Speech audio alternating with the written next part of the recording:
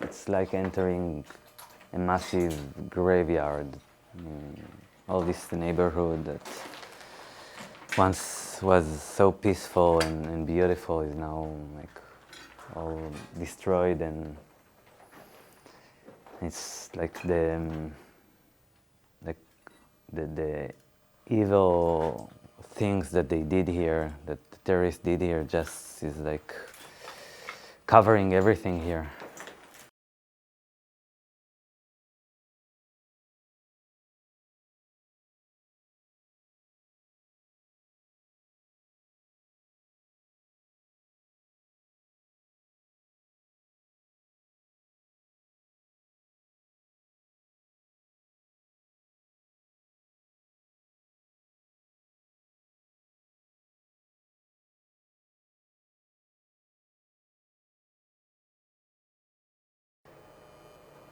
I mean, my wife and me, we started our relationship really young, and we were 18. And we grew up here together, and then the children came and they grew up here.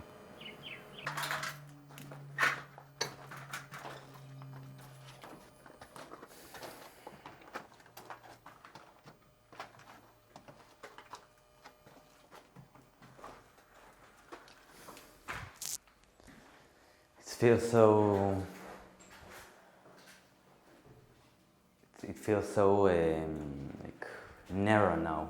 When we really realized that they are doing it, we went back, my father-in-law Shalom and me, and just pushed this wooden extension.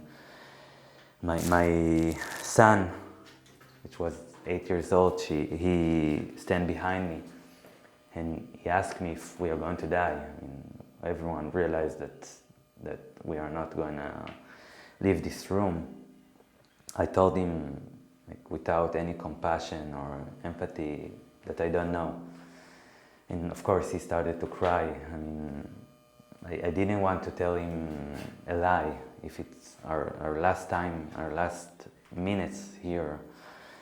But I was not able to feel any empathy to him, because I'm now on a mission to prevent them to enter. I was here and they were looking on me, and their commander just took his Kalashnikov and started to fire on the bulletproof window. Now I knew that he cannot hurt me yet, but after a few bullets he will breach a hole in the window, and then we will need to surrender, because it's game over for us. He would be able to throw grenades inside and to put his Kalashnikov in this hole and just shoot us all. And only after 505 days, when I was released, I discovered that this decision just saved our lives, because the all other families in this neighborhood were murdered the same way. So they walked me on the street, and to my right I saw two bodies that they executed. They weren't running or something, they just shot them in the head. I recognized the people, and we kept going, and they just threw me into a trunk of a car, and we started to go to Gaza.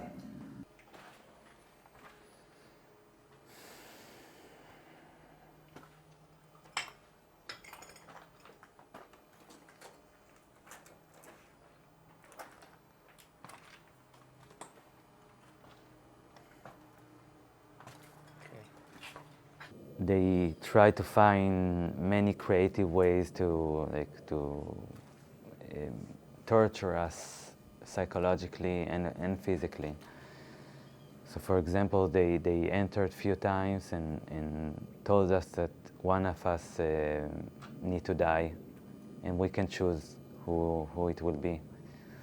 Or they want to shoot one of us, and we need to choose.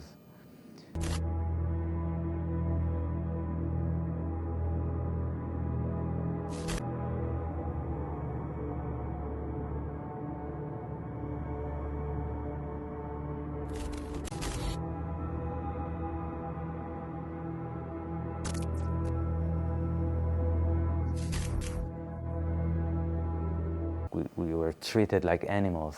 I mean, even animals won't be kept in such inhumane conditions, but this is the way they treated us. And I needed to find ways to like keep my dignity and to have a honor for my life and existence. And I can say that I actually succeeded doing so. But it wasn't without a great suffer and tremendous like pain.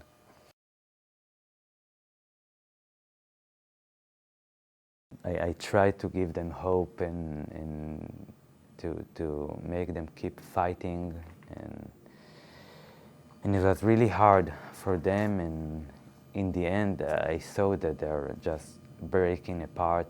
They were really depressed and in really bad shape. And אנחנו רק רוצים שזה יסתיים. בלחץ צבאי כולנו נמות. בבקשה, אני מבקש מכם ממשלה. The request to come home is coming from the heart. They really want to come home.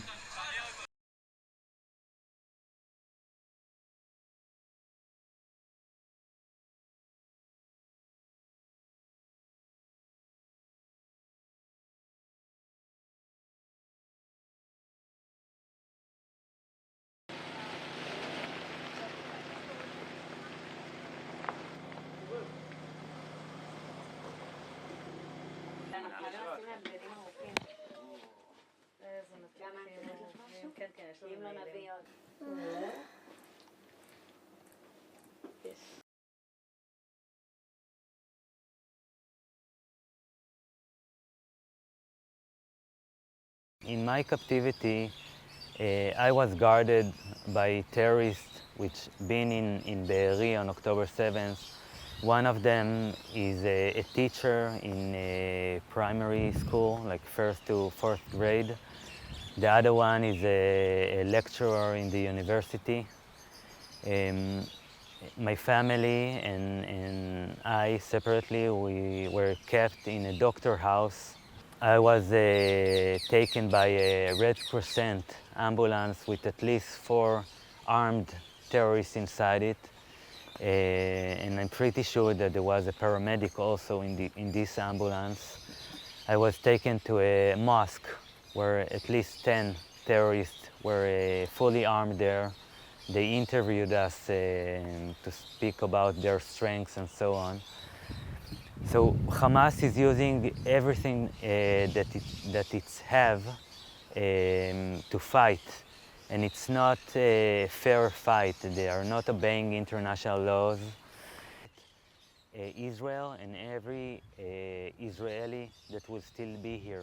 I believed that peace is something that we can achieve, but after I saw the magnitude of hatred that they grew up upon and they are growing their children upon, it's really clear that at least in our generation it won't be possible.